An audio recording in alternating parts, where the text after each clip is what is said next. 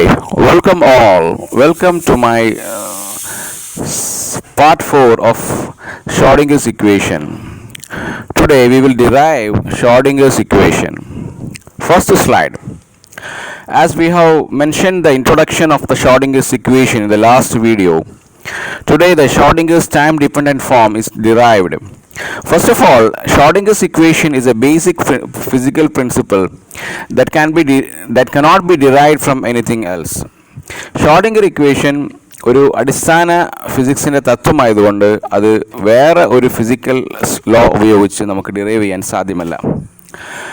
Now coming to the derivation, in the quantum mechanics, the wave function corresponds to the variable y of the wave motion in general. However, psi, unlike y, is not itself a measurable quantity and therefore a complex quantity. For this reason, we assume that a particle moving in a freely in x direction is given by a complex function a e raised to minus I omega into t minus x by nu, x by v. So now here, ഒരു wave മോഷൻ്റെ wave variable displacement y എന്ന് പറയുന്നത് displacement ആണ്. ആ wave ഇക്വേഷൻ്റെ displacement y-ന് corresponding ആണ് wave function psi എങ്കിലും y എന്ന് പറയുന്നത് വേവ് മോഷനിലെ ഡിസ്പ്ലേസ്മെൻറ്റ് ഒരു ഫിസിക്കൽ ക്വാണ്ടിറ്റിയാണ്. പക്ഷേ psi ഒരു ഫിസിക്കൽ ക്വാണ്ടിറ്റി അല്ല, മറിച്ച് അതൊരു കോംപ്ലക്സ് ക്വാണ്ടിറ്റിയാണ്. അതുകൊണ്ടാണ് വേവ് ഫംഗ്ഷനെ ഒരു കോംപ്ലക്സ് ഫംഗ്ഷൻ ഉപയോഗിച്ച് എക്സ്പ്രസ് ചെയ്തിരിക്കുന്നത്. അതാണ് equation number 1. So the equation number 1 is a general expression for a wave function a e raised to minus I omega into t minus x by v, where v refers to the velocity, x refers to the position, t refers to the time, and omega refers to the angular frequency. Now we replace omega by 2 pi nu and v by nu lambda for a wave. So putting the wave properties into the Schrodinger's wave function, so that will become psi equal to a e raised to minus, instead of omega 2 pi nu, so that will become minus I into 2 pi into nu t minus x by, instead of v I am putting nu lambda, so that will become x by lambda. So I am taking that nu outside. So since I multiplied by nu into the bracket, the nu cancelled with the second term, the nu in the denominator. Coming to the next slide, why we have used this substitution is because we are familiar with the expressions of the Planck's quantum theory. The energy of a radiation E is equal to h nu, where nu is equal to 2 pi nu, therefore 2 pi h cross nu. And also the de Broglie's wavelength is lambda is equal to h by p, 2 pi instead of p, instead of h we are writing 2 pi h cross, so 2 pi h cross by p. So the two different properties like wave nature and particle nature are being incorporated into this equation. E is equal to h nu corresponds to the particle nature of radiation, whereas lambda is equal to h by p corresponds to the wave nature of matter. So once you substitute this equation, these two equations, where that is the Planck's equation and the de Broglie equation, in equation 2, the equation 2 becomes psi is equal to a e raised to minus I by h cross e t minus px. Now this equation 3 represents the equivalent, the wave equivalent of a particle, because I have incorporated the equations corresponding to the particle nature of wave and matter nature of the radiation. Therefore, the particle having total energy E and momentum p moving in the x direction, just like y equal to minus a e raised to minus I omega t minus x by nu, it is a describes the harmonic wave moving freely along a stretched string. This equation 3 represents a wave corresponding to a subatomic particle. Now this expression 3 is only for a freely moving particles, but if I am having a particle which is not free but it is subjected to forces which is represented by a potential. For example, an electron which is bounded by the atomic attraction, nuclear attraction, that means it is being in a potential, or a force is being acting from the positive protons and into the negative electrons.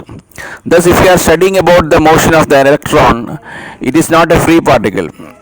Whereas if I am considering an electron which is not inside an atom or which is free, which is not being exerted any force, it is a free particle. So according to the situation, we have to find out the value of V and incorporate into the Schrodinger equation. So what we have to do to solve such problems in having wave nature of matter is, we have to obtain the equation which is the Schrodinger's equation, and that is what the fundamental thing which can solve the Schrodinger's equation to understand the future of the subatomic particle. Now coming to the derivation part, we have to differentiate 2 times equation 3 with respect to x, that will give you minus p square by h cross square into psi. Therefore, if you rearrange this equation, we will get p square psi is equal to minus h cross square dou square psi by dou x square. The 2 times differentiation is left to the viewers.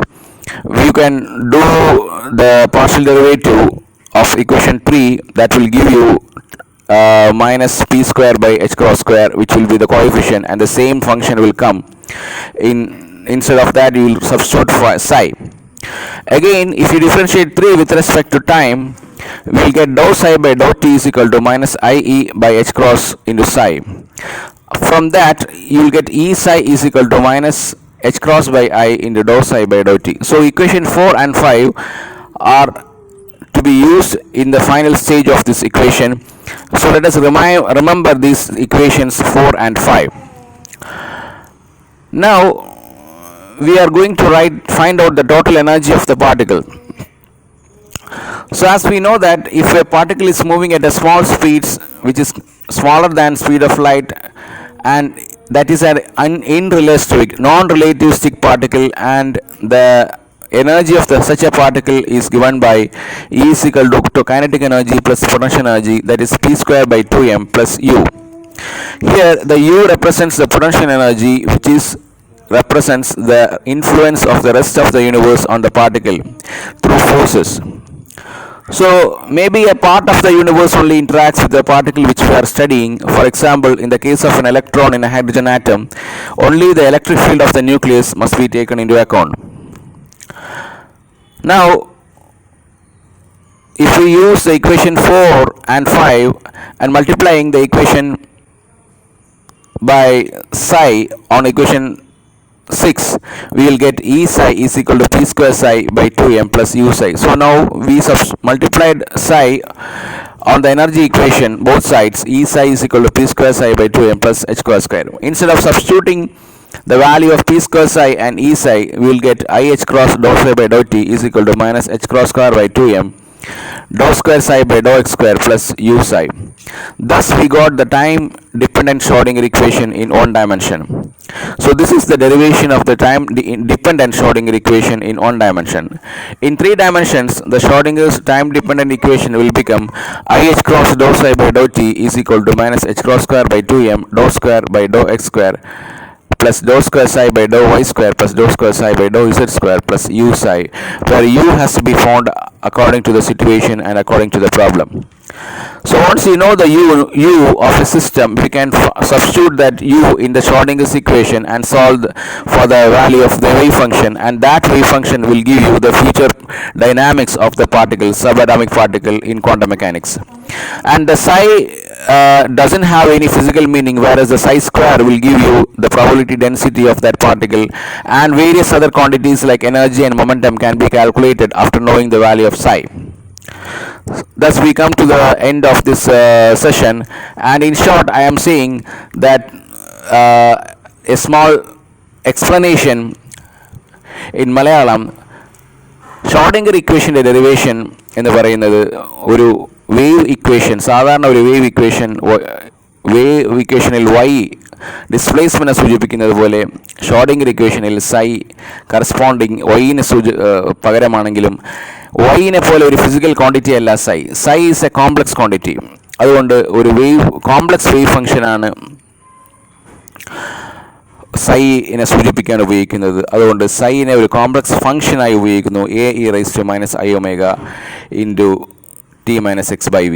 അതിനുശേഷം രണ്ട് equations, planks ഇക്വേഷനും D Broglie ഇക്വേഷനും ഈ wave ഇക്വേഷനിലേക്ക് substitute ചെയ്യുന്നു. അതിനുശേഷം ആ wave ഇക്വേഷനെ രണ്ട് പ്രാവശ്യം എക്സ് വെച്ച് ഡിഫറൻഷ്യേറ്റ് ചെയ്യുകയും ഒരു പ്രാവശ്യം ടി കൊണ്ട് ഡിഫറൻഷ്യേറ്റ് ചെയ്യുകയും ചെയ്യുമ്പോൾ p² സൈയും ഈ സൈയുടെ എക്സ്പ്രഷൻ നമുക്ക് ലഭിക്കും. അതിനുശേഷം ടോട്ടൽ എനർജിയുടെ ഇക്വേഷനിലേക്ക് p² സൈയും ഈ സൈയും സബ്സ്റ്റിറ്റ്യൂട്ട് ചെയ്യുമ്പോൾ നമുക്ക് ടൈം ഡിപ്പെൻഡൻറ്റ് ഷ്രോഡിംഗർ ഇക്വേഷൻ ലഭിക്കുന്നു. You can practice this and you can refer this book. Hi, welcome all. Welcome to my